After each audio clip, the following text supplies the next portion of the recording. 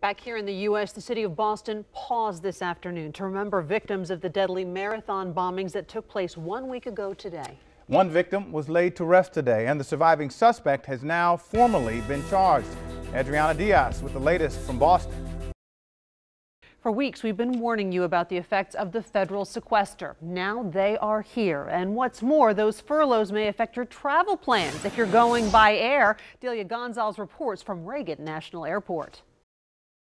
The FAA insists safety is still a priority, even with the furloughs. The agency recommends travelers check the status of their flights before leaving for the airport.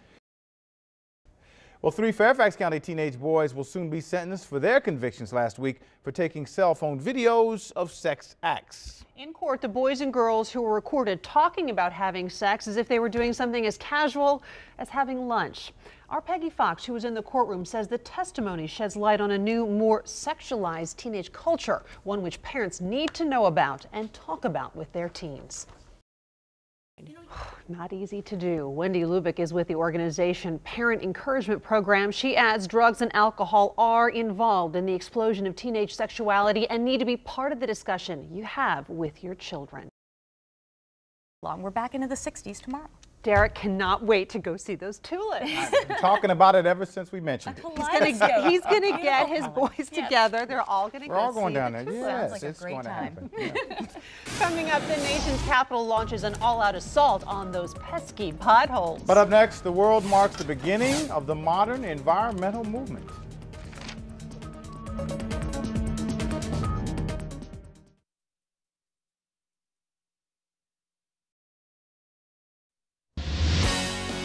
Today is Earth Day, a day when environmental groups around the world organize and rally and demonstrate to help raise awareness about everybody's environmental concerns. One of the biggest challenges in recent years, how to combat climate change and greenhouse gas emissions. The first Earth Day was April 22nd, 1970. It's credited with starting the modern environmental or green movement. Now, more than 40 years later, Earth Day is observed by 1 billion people in 180 nations around the world. We want to help you stay on top of environmental stories on this Earth Day and well beyond. Sign up to receive our WUSA 9 Green Alerts sent straight to your mobile phone. Just text WUSA 9 Green to 25543 to get those texts. In tonight's food alert, rats at a sushi spot, sewage at a national pizza chain. Doesn't take a food scientist to know that can make you sick. But once again, our investigative reporter Russ Potasic finds the citations showing that these places kept right on serving their customers regardless until, that is, they got caught. We are in the heart of...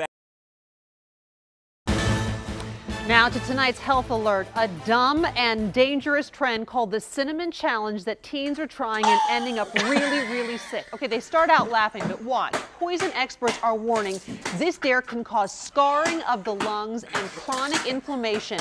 Thousands of YouTube videos like the one you see here show kids attempting to swallow a tablespoon of cinnamon in 60 seconds dry without drinking water.